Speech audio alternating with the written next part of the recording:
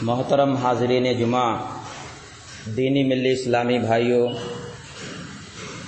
بزرگوں، نوجوان ساتھیوں اور عزیز بچوں، ہر طرح کی تعریف و توصیف، کبریائی اور بڑائی اللہ رب العالمین کے لیے خاص ہے، جو ہم سب کا اور پوری کائنات کا خالق و مالک ہے۔ بعدہ درود و سلام نازل ہو اللہ کی طرف سے بھیجے گئے تمام انبیاء کرام پر، اور بالخصوص ہمارے اور آپ کے آخری نبی، رہبر انسانیت، سرور کونین، پیغمبر اسلام، جناب محمد الرسول اللہ صلی اللہ علیہ وسلم کی ذات گرامی پر۔ حضرات، یہ جو مہینہ چل رہا ہے یہ اسلامی سال کا پہلا مہینہ ہے، جسے محرم الحرام کے نام سے یاد کیا جاتا ہے۔ حرمت والے 4 مہینوں میں سے ایک ہے، جس کے بارے میں پہلی صدی ہجری کے ایک تابعی، سید التابعین، جن کا لقب ہے حسن بصری رحمہ اللہ، کہتے ہیں افضل اشہر الحرم، جو حرمت والے 4 مہینے ہیں ان 4 مہینوں میں سب سے افضل مہینہ محرم کا مہینہ ہے۔ اور اس مہینے کے بارے میں فرماتے ہیں ان اللہ افتتح السنۃ بشہر حرام، اللہ تعالیٰ نے سال کی شروعات ایک حرام مہینے سے کی ہے، حرمت والے مہینے سے، ایک عزت والے مہینے سے سال کی شروعات کی ہے۔ وختمها بشہر حرام، اور سال کا اختتام بھی ایک حرمت والے مہینے سے، ایک عزت والے مہینے سے ہوتا ہے۔ سال کا پہلا مہینہ بھی حرمت والا اور آخر کا مہینہ بھی حرمت والا، اور جو درمیان کا مہینہ ہے رجب 7واں مہینہ، یہ درمیان کا مہینہ بھی، یہ بھی حرمت والا مہینہ۔ کیا بیلنس ہے! یہ وہ مہینہ ہے جس میں ایک بہت بڑی تاریخ بنی اسرائیل سے جڑی ہوئی ہے۔ حضرت موسیٰ علیہ السلام سے ایک تاریخ جڑی ہوئی ہے اس مہینے کی 10 تاریخ کو، جسے عاشورہ کا دن کہا جاتا ہے۔ یہ وہ عظیم دن ہے جس دن قریش مکہ روزہ رکھا کرتے تھے، اور خانہ کعبہ کا غلاف سال میں اسی دن عاشورہ کے دن خانہ کعبہ کا غلاف چینج کیا جاتا تھا، تبدیل کیا جاتا تھا۔ یہ عزت والا مہینہ ہے، یہ اللہ رب العالمین کی خاص رحمتوں کا مہینہ ہے، اور یہ مہینہ، اس مہینے کے بارے میں اللہ کے نبی صلی اللہ علیہ وسلم نے فرمایا صیام شہر اللہ المحرم، یہ محرم کا جو مہینہ ہے یہ اللہ کا مہینہ ہے۔ سوال یہ ہے کہ کیا جو باقی کے 11 مہینے ہیں یہ اللہ کے مہینے نہیں ہیں؟ یہ بھی اللہ ہی کے مہینے ہیں، لیکن اس مہینے کی نسبت اللہ نے اپنی طرف کر کے اس مہینے کی جو فضیلت ہے، جو عظمت ہے، جو مقام اور مرتبہ ہے، اس کو اور بڑھا دیا ہے۔ دنیا کے اندر بہت ساری مسجدیں ہیں، لیکن خانہ کعبہ کی نسبت اللہ نے بیت اللہ سے اپنی طرف کر لی ہے، اس سے اس خانہ کعبہ کا مقام اور مرتبہ اور بڑھ جاتا ہے، تمام مسجدوں سے نمایاں اس کا مقام اور مرتبہ ہو جاتا ہے۔ دنیا کے اندر اونٹ اور اونٹنیاں بہت ساری ہیں، لیکن ایک خاص اونٹنی کا تذکرہ اللہ نے کیا ہے، اور اس اونٹنی کی نسبت اور اضافت اللہ نے اپنی طرف کی ہے، ناقۃ اللہ، اللہ کی اونٹنی، اس اونٹنی کا مقام اور مرتبہ تمام اونٹنیوں سے آگے۔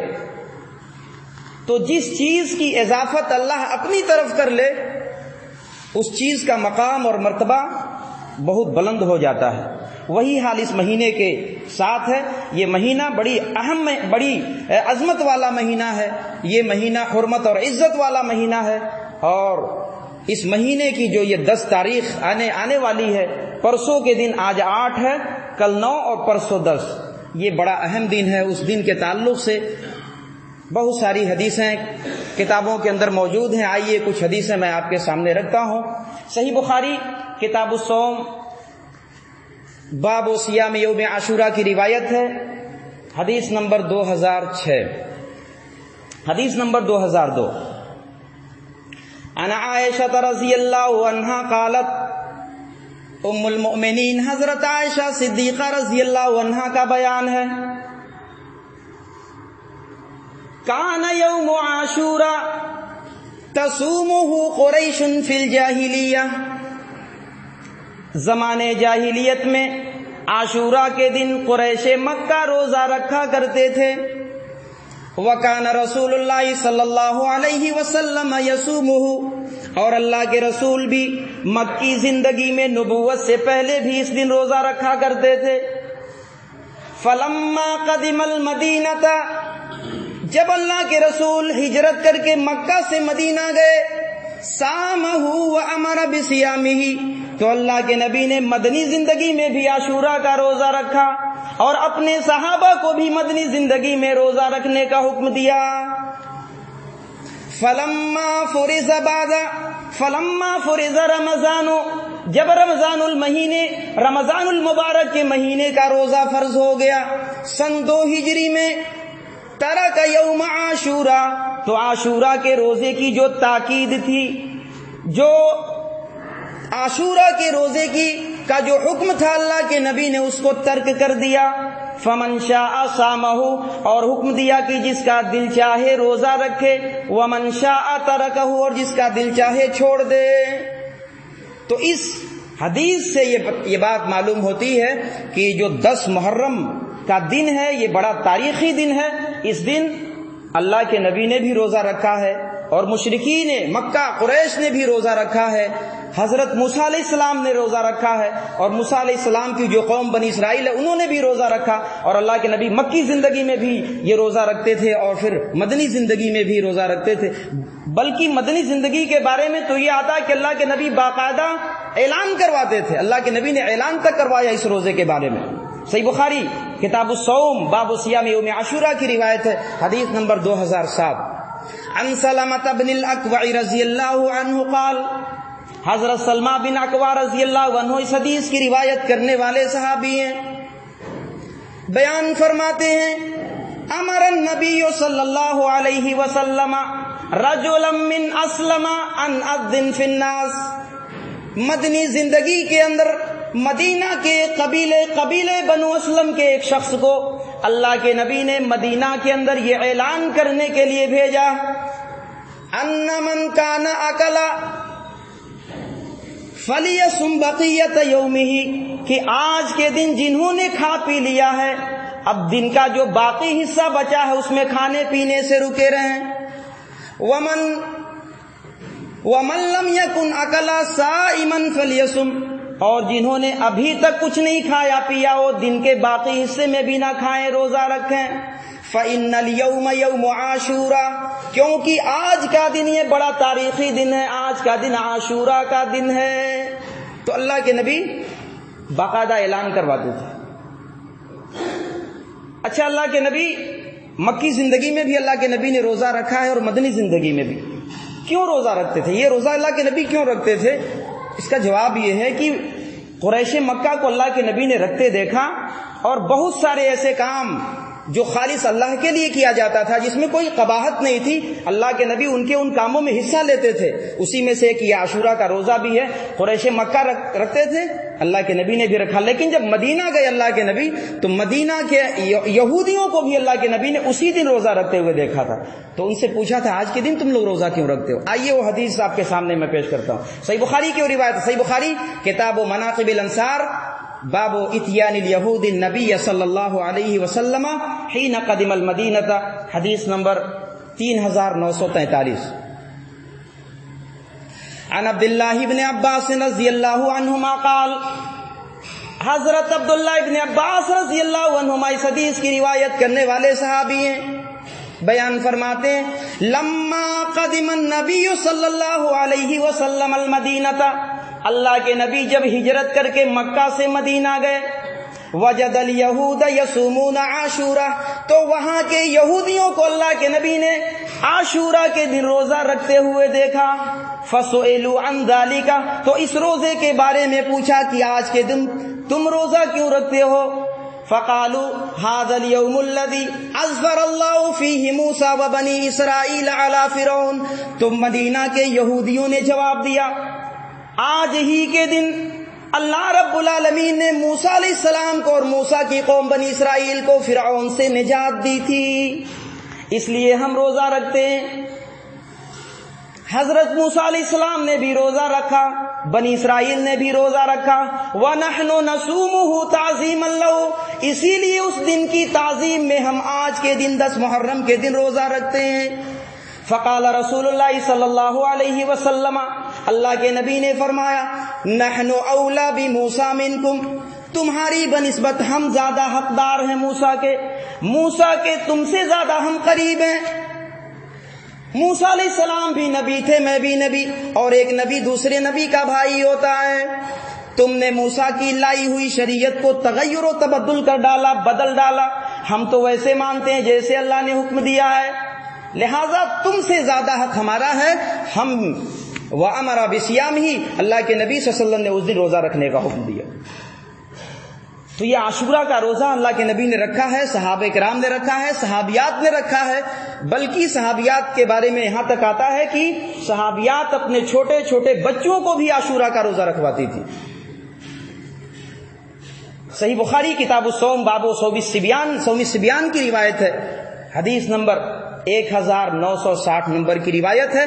حضرت ربیع بنت معوذ ابن افرا رضی اللہ عنہ اس حدیث کی روایت کرنے والی صحابیہ ہیں۔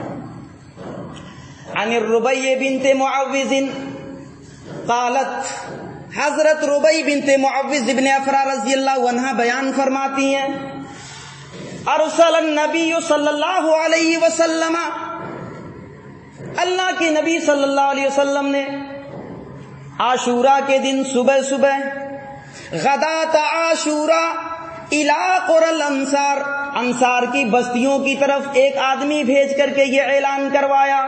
عاشورہ کے دن صبح اللہ کے نبی نے اعلان کروایا، من اصبح مفطرا فلیتم بقیۃ یومہ، جنہوں نے صبح اس حالت میں کی ہے کہ ابھی کچھ کھایا پیا نہیں ہے، تو اللہ کے نبی کا یہ حکم ہے کہ وہ باقی دن بھی نہ کھائے پیے، شام تک بھوکا پیاسا رہے۔ ومن اصبح صائما فلیصم، اور جنہوں نے ابھی تک کچھ نہیں کھایا پیا وہ روزے سے رکھیں۔ اس حدیث کی راویہ ربیع بنت معوذ کہتی ہیں، فَكُنَّا نَصُومُهُ بَعْدُ، جب رمضان کا مہینہ فرض کر دیا گیا اس کے بعد بھی ہم عاشورہ کا روزہ رکھتی تھی۔ وَنُصَوِّمُ صِبْيَانَنَا، اور ہم اپنے چھوٹے چھوٹے بچوں کو بھی عاشورہ کے دن روزہ رکھواتی تھی۔ وَنَجْعَلُ لَهُمُ اللُّعْبَةَ مِنَ الْعِينِ، اور ہم اپنے بچوں کے لیے اون کا کھلونا بناتی تھی۔ فَإِذَا بَكَى أَحَدُهُمْ عَلَى الطَّعَامِ، جب ہمارے بچوں میں سے کوئی بھوک کی وجہ سے روتا تھا اور کھانا مانگتا تھا، آتَيْنَاهُ ذَاكَ، وہی اون سے بنا ہوا کھلونا ہم اسے دے دیتے تھے، وہ کھیلتا رہتا تھا، حَتَّى يَكُونَ عِنْدَ الْإِفْطَارِ، یہاں تک کہ افطار کا ٹائم آ جاتا تھا۔ تو یہ حدیث بتلاتی ہے کہ عاشورہ کا روزہ صحابہ کرام کے چھوٹے چھوٹے بچوں نے بھی رکھا ہے، اتنی فضیلت ہے اس روزے کی۔ اور صحیح مسلم کی ایک روایت سے پتہ چلتا ہے کہ یہ عاشورہ کا روزہ رکھنے سے 1 سال کا گناہ معاف ہو جاتا ہے۔ صحیح مسلم کتاب الصیام حدیث نمبر 2746 نمبر کی روایت ہے۔ حضرت ابو قتادہ رضی اللہ عنہ اس حدیث کی روایت کرنے والے صحابی ہیں، کہتے ہیں کہ اللہ کے نبی نے فرمایا، صیام یوم عاشورہ احتسب علی اللہ ان یکفر السنۃ التی قبلہ، عاشورہ کے دن روزہ، اس روزے کے بارے میں اللہ تعالیٰ سے یہ گمان رکھتا ہوں، یہ امید رکھتا ہوں کہ اس روزے کے ذریعے سے اللہ 1 سال کے گناہوں کو مٹا دے گا۔ تو 1 سال کے گناہوں کا باقاعدہ یہ کفارہ ہے۔ اور صحیح بخاری کی حدیث نمبر 2006 کتاب الصیام کی روایت ہے، حضرت عبداللہ ابن عباس رضی اللہ تعالیٰ عنہ اس حدیث کی روایت کرنے والے صحابی ہیں، کہتے ہیں کہ جتنے اہتمام کے ساتھ رمضان کے بعد، رمضان المبارک کے مہینے کے بعد جتنے اہتمام کے ساتھ میں نے اللہ کے رسول کو عاشورہ کا روزہ رکھتے ہوئے دیکھا، اتنے اہتمام کے ساتھ کسی اور روزہ کو رکھتے ہوئے نہیں دیکھا۔ اللہ کے نبی بڑے اہتمام کے ساتھ یہ روزہ رکھتے تھے، عاشورہ کا روزہ۔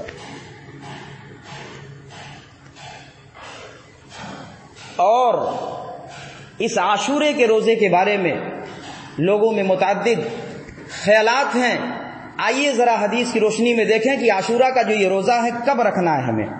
بہت سے لوگ 10 تاریخ کو کہتے ہیں کہ 10 تاریخ کو رکھ لو اور ثواب مل جائے گا.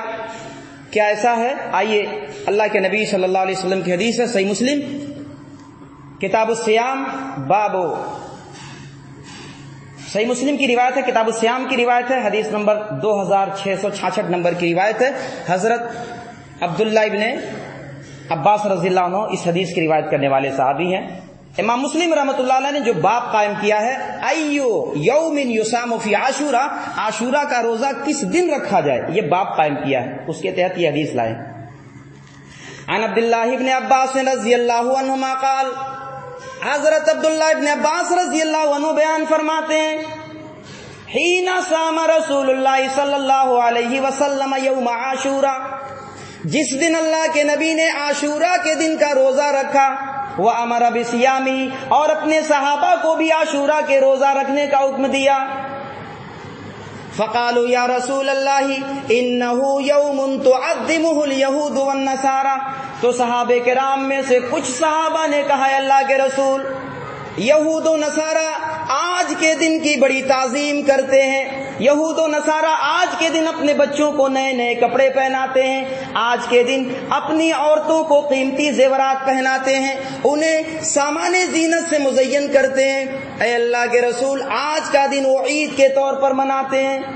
فقال رسول اللہ صلی اللہ علیہ وسلم، تو اللہ کے نبی نے فرمایا، فَإِذَا كَانَ الْعَامُ الْمُقْبِلُ إِنْ شَاءَ اللَّهُ صُمْنَا الْيَوْمَ التَّاسِعَ، اگر اللہ نے زندگی سلامت رکھی، اگر میں آئندہ سال زندہ رہا تو انشاءاللہ آنے والے سال میں 9 محرم کو بھی روزہ رکھوں گا، 10 کے ساتھ ساتھ 9 کو بھی میں روزہ رکھوں گا.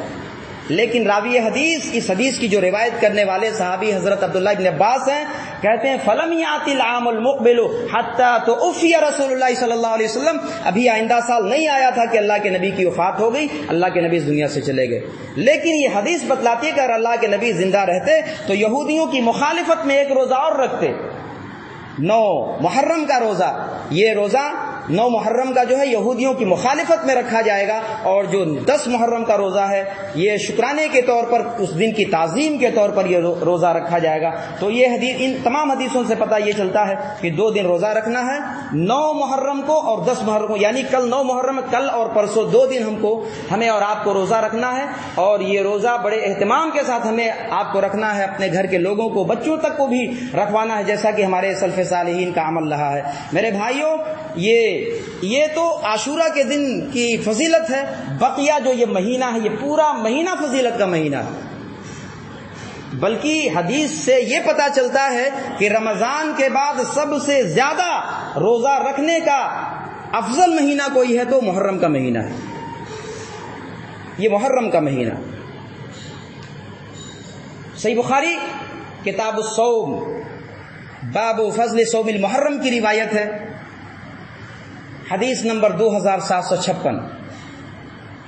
عن ابی ہریرہ رضی اللہ عنہ یرفعہ قال، حضرت ابو ہریرہ رضی اللہ عنہ مرفوعا اللہ کے نبی کی یہ حدیث بیان کرتے ہیں. حضرت ابو ہریرہ کا بیان ہے، سئل ای الصلاۃ افضل بعد المکتوبہ، اللہ کے نبی سے سوال کیا گیا، پوچھا گیا، اے اللہ کے رسول، رمضان فرض نماز کے بعد سب سے زیادہ افضل نماز کون سی ہے؟ وَأَيُّ الصِّيَامِ بَعْدَ شَهْرِ رَمَضَانَ، اور رمضان المبارک کے مہینے کے بعد سب سے زیادہ افضل روزہ کون سا روزہ ہے، کس مہینے کا روزہ ہے؟ فقال رسول اللہ صلی اللہ علیہ وسلم، تو اللہ کے نبی نے فرمایا، افضل الصلاۃ بعد الصلاۃ المکتوبہ، فرض نمازوں کے بعد سب سے افضل نماز الصلاۃ فی جوف اللیل، وہ نماز ہے جو رات میں پڑھی جاتی ہے، تہجد کی نماز. وافضل الصیام بعد شہر رمضان، اور رمضان کے مہینے کے بعد جو سب سے افضل مہینہ روزہ رکھنے کا ہے، سب سے افضل روزہ صیام و شہر اللہ المحرم، وہ اللہ کے مہینے محرم کا روزہ ہے. تو اس حدیث سے یہ بات معلوم ہوتی ہے کہ محرم کے کسی بھی دن، محرم کے مہینے میں کبھی بھی آپ روزہ رکھیں، یہ رمضان کے بعد سب سے افضل مہینہ ہے روزہ رکھنے کا. اور بلکہ سنن ترمذی اور مسند احمد اور سنن بہقی وغیرہ نے ایک روایت نقل کی ہے جس کے راوی نعمان ابن سعد ہیں، یہ ایک تابعی ہیں، انہوں نے حضرت علی سے ایک مرتبہ سوال کیا کہ رمضان المبارک کے مہینے کے بعد سب سے افضل روزہ کس مہینے کا روزہ ہے؟ حضرت علی نے کہا کہ آپ نے ایسا سوال کیا ہے جو آج تک مجھ سے کسی نے یہ سوال نہیں کیا ہے، اور یہی معاملہ ایک مرتبہ ہمارے ساتھ بھی ہوا تھا۔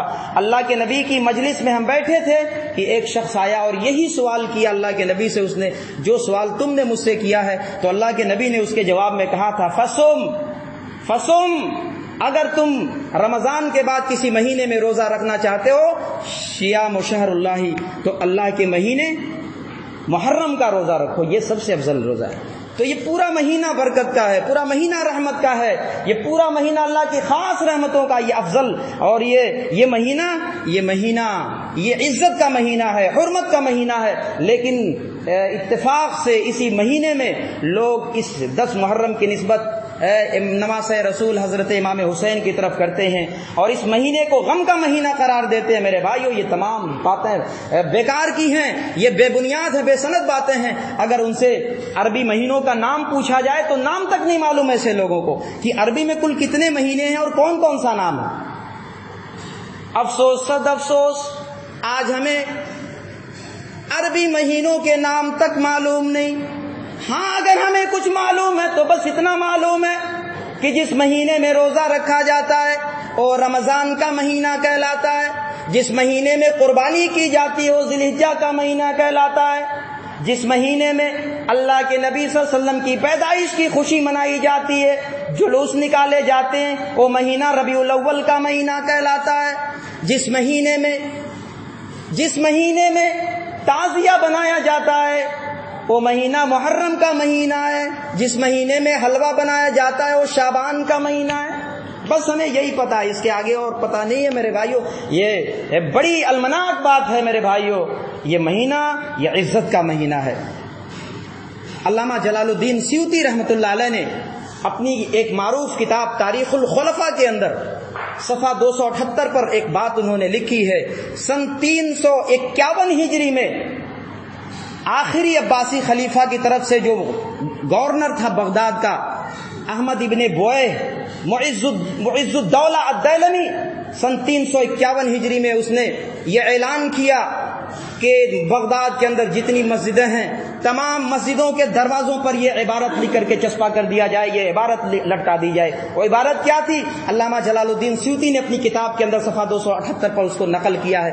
اس نے یہ عبارت لکھوائی، لعنت معاویہ ابن ابی سفیان پر لعنت ہو، ولعنت من غصب فاطمہ حقها من فدک، باغ فدک کے معاملے میں جن جن لوگوں نے حضرت فاطمہ کے حق کو غصب کیا ان پر لعنت ہو، ومن منع الحسن ان يدفن مع جدہ، جن لوگوں نے حضرت حسن کو ان کے نانا کے ساتھ دفن ہونے سے منع کر دیا ان پر اللہ کی لعنت ہو، ومن نفی ابا ذر، اور جن لوگوں نے ابو ذر رضی اللہ عنہ کو شہر بدر کیا ان تمام لوگوں پر لعنت ہو۔ یہ لعنتی الفاظ لکھ کر کے مسجدوں کے دروازوں پر اس نے لٹکایا۔ جب مسلمانوں نے دیکھا تو پھاڑ ڈالا۔ معز الدولہ کو جب اس بات کی خبر ہوئی تو کہا پھر سے لکھو، لیکن اس کا ایک وزیر تھا، مہلبی نام تھا اس وزیر کا، بڑا زیرک، بڑا دور اندیش اور معاملہ فہم انسان تھا۔ اس نے کہا کہ اگر آپ پھر دوبارہ لکھواتے ہیں تو ہو سکتا ہے کہ مسلمانوں اور شیعوں میں نزاع ہو جائے، جھگڑا ہو جائے، معاملہ آگے بڑھ جائے، اس لیے نام کے ساتھ آپ یہ عبارت نہ لکھوائیں۔ اگر آپ کو لکھوانا ہی ہے تو بغیر نام کے یہ الفاظ لکھوائیں، لعن اللہ الظالمین لآل رسول اللہ صلی اللہ علیہ وسلم، کہ آل رسول صلی اللہ علیہ وسلم کے ساتھ جن جن لوگوں نے ظلم کیا تھا ان تمام کے اوپر اللہ کی لعنت ہو۔ لہٰذا یہ وہ سال تھا جس سال حضرت معاویہ بن ابی سفیان کو لعن طعن کیا گیا، سب و شتم کیا گیا، ان کے اوپر گالیوں کی بوچھار کی گئی۔ اور اس کے بعد جب دوسرا سال آیا سن 352 ہجری محرم کی جب عاشورہ کا دن، اس سے پہلے معز الدولہ نے باقاعدہ سرکاری یہ حکم جاری کیا، نافذ کیا کہ 10 محرم کے دن مارکیٹ اور بازار بند رہیں گے، دکان بند رہیں گے، بیع و شراء اور خرید و فروخت بالکل موقوف رہے گا، اور جو گھر کی عورتیں ہیں وہ ماتمی لباس پہن کر کے اپنے بالوں کو کھولے ہوئے، اپنے چہروں پر مارتے ہوئے، اپنے سینوں کو پیٹتے ہوئے بغداد کی گلیوں اور بازاروں میں گشت کریں گی، جلوس نکالیں گی، حسین کا ماتم کریں گی۔ اور ایسا ہی ہوا۔ پھر دنیا نے دیکھا، تاریخ لکھنے والوں نے لکھا کہ یہ 352 ہجری سن 10 محرم کا دن یہ پہلا دن تھا جب ماتم حسین اس انداز میں بغداد کے اندر منایا گیا۔ اس سے پہلے ماتم حسین کبھی نہیں منایا گیا تھا۔ حسین کی، اللہ کے نبی صلی اللہ علیہ وسلم کی تقریباً 350 سال کے بعد، 340 سال کے بعد یہ ماتم حسین منایا گیا اس انداز سے، اور آج تک پھر چلتا چلا آ رہا ہے۔ میرے بھائیوں، بس میں یہ کہنا چاہتا ہوں کہ 10 محرم کے دن جو بھی خرافات کیے جاتے ہیں، جو بھی خرافات، وہ تعزیہ ہو یا پھر اور جو بھی بدعات کیے جاتے ہیں، اس کے بارے میں تمام علماء امت کا، چاہے وہ اہل حدیث کے علماء ہوں، چاہے وہ دیوبندی کے علماء ہوں، چاہے وہ بریلویوں کے علماء ہوں، تمام علماء کا یہ متفقہ فیصلہ ہے کہ اس دن کیے جانے والے تمام کے تمام اعمال یہ بدعت اور حرام ہیں، مذہب اسلام سے اس کا کوئی تعلق نہیں ہے۔ لیکن آج کل نام نہاد کچھ کم پڑھے لکھے لوگ آج کل شیعوں کی نقالی کرتے ہوئے آج وہ تمام کام کر رہے ہیں جو شیعہ حضرات باقاعدہ کرتے ہیں ماتم کے طور پر۔ میرے بھائیوں، یہ بہت بری شے ہے، بری چیز ہے۔ اللہ کے نبی کی تردید آئی ہے اس سلسلے میں۔ اللہ کے نبی کی ایک حدیث صحیح بخاری کتاب الجنائز باب لیس منا من ضرب الخدود کی روایت ہے، حدیث نمبر 1297 نمبر کی روایت ہے۔ حضرت عبداللہ ابن مسعود رضی اللہ عنہ حدیث کی روایت کرنے والے صحابی ہیں، کہتے ہیں کہ اللہ کے رسول صلی اللہ علیہ وسلم نے فرمایا، لیس منا، وہ شخص ہم میں سے نہیں ہے، من ضرب الخدود، جو کسی کی میت پر، جو کسی کے مر جانے پر، کسی غم اور مصیبت کے وقت میں اپنے چہرے کو پیٹے، وشق الجیوب، اور اپنے گریبان کو چاک کرے، پھاڑے، وشق الجیوب ودعا بدعوى الجاہلیت، اور زمانے جاہلیت کی طرح واویلا مچائے، بیان کرے، مرے ہوئے انسان کی خوبیاں بیان کر کر کے خود بھی روئے اور دوسروں کو بھی رلائے۔ اگر کوئی ایسا کرتا ہے، نوحہ کرتا ہے، مسیح کرتا ہے، تو اللہ کے نبی صلی اللہ علیہ وسلم نے فرمایا ہماری شریعت سے اس کا کوئی واسطہ نہیں ہے، لیس منا، وہ ہم میں سے ہے ہی نہیں۔ اللہ کے نبی نے سخت تردید کی ہے۔ اور ایک حدیث میں اللہ کے نبی صلی اللہ علیہ وسلم نے 2 طرح کی آوازوں پر لعنت بھیجی ہے۔ وہ 2 طرح کی آوازیں کون ہیں؟ الجامع الصغیر کی روایت حدیث نمبر 3503 اور السلسلۃ الصحیحہ کی روایت حدیث نمبر 1761 نمبر کی روایت ہے۔ حضرت انس بن مالک اس حدیث کی روایت کرنے والے صحابی ہیں، کہتے ہیں کہ اللہ کے نبی نے فرمایا، ملعونان فی الدنیا والآخرہ، 2 طرح کی آوازوں پر دنیا میں بھی اور آخرت میں بھی لعنت کی گئی ہے۔ مزمار عند نعمت، خوشی کے وقت میں موسیقی کی آواز، گانے بجانے کی آواز اور آلات موسیقی، میوزک کی آواز، یہ وہ آواز ہے جس پر اللہ کے نبی نے لعنت بھیجی ہے۔ وَرَنَّةٌ عِنْدَ مُصِیبَةٍ، اور مصیبت کے وقت میں نوحہ کرنا، ماتم کرنا اور بین کرنا، یہ وہ آواز ہے جس پر اللہ کے نبی نے لعنت بھیجی ہے۔ میرے بھائیوں، باتیں بہت ہیں، ہمیں عمل کرنے کی ضرورت ہے۔ بس آپ اتنا سمجھ جائیں کہ یہ مہینہ عزت کا مہینہ ہے، یہ ماتم کا مہینہ نہیں ہے۔ اس مہینے میں لوگ عام طور سے شادی تک نہیں کرتے، کیوں؟ اس لیے کہ یہ غم کا مہینہ ہے، اس میں شادی موقوف کر دیتے ہیں، حالانکہ ایسا نہیں ہے۔ اللہ کے نبی صلی اللہ علیہ وسلم کی پیاری بیٹی حضرت فاطمہ، ان کی شادی کب ہوئی؟ مختلف روایتیں، انہی میں سے ایک روایت یہ بھی ہے کہ اسی مہینے میں، محرم کے مہینے میں حضرت فاطمہ کی شادی ہوئی۔ اللہ کے نبی نے اپنی بیوی حضرت صفیہ بنت حوی ابن اخطب سے شادی 7 ہجری میں، اسی مہینے میں، محرم کے مہینے میں شادی کی تھی۔ میرے بھائیوں، ہمارے صحابہ کرام اور سلف صالحین کا اور نبیوں کا یہ سنت رہا ہے کہ اس مہینے کو عزت اور محترم مہینہ سمجھتے تھے۔ یہ مہینہ عزت کا ہے، اللہ کی رحمتوں کا خاص مہینہ ہے۔ میرے بھائیوں، اس کا اہتمام کریں اور حرمت والے مہینے کی آپ عزت کریں اور اس میں نیک عمل کریں، اپنے آپ کے اوپر ظلم نہ کریں۔ اللہ تعالیٰ نے سختی سے منع فرمایا سورۃ التوبہ آیت نمبر 36 کے اندر، فلا تظلموا فیہن انفسکم، اے لوگوں ان مہینوں میں، حرمت والے مہینوں میں اپنے آپ پر ظلم نہ کرو۔ میرے بھائیوں، جو باتیں بیان کی گئیں امید کرتا ہوں کہ آپ تمام لوگ ان تمام باتوں پر عمل کرنے کی کوشش کریں گے اور ایک دوسرے تک ان باتوں کو پہنچانے کی کوشش کریں گے۔ اللہ رب العالمین ہم تمام لوگوں کو صحیح سمجھ عطا فرمائے۔ اللہ رب العالمین اس مہینے کی حرمت کو ہمیں باقی رکھنے کی توفیق عنایت فرمائے، اور خاص کر کے جو 9 اور 10 کا جو روزہ آنے والا ہے کل اور پرسوں، اللہ تعالی ہم تمام لوگوں کو اور پورے امت اسلامیہ کو اللہ تعالی یہ 2 روزہ بڑے اہتمام کے ساتھ رکھنے کی توفیق عنایت فرمائے۔ اللہ رب العالمین ہم تمام لوگوں کو صحابہ کرام اور سلف صالحین کا عزت و احترام کرنے کی توفیق عنایت فرمائے، اور اللہ رب العالمین ہمیں اپنے سلف صالحین کے نقش قدم پر چلتے ہوئے ہمیں اس دنیا سے ایمان کی حالت میں اٹھائے۔ بارک اللہ لنا ولکم فی الآیات والذکر الحکیم انہ تعالی جواد کریم ملک بالرؤوف الرحیم۔ بارک اللہ لنا ولکم فی الآیات والذکر الحکیم انہ تعالی جواد کریم ملک بالرؤوف الرحیم۔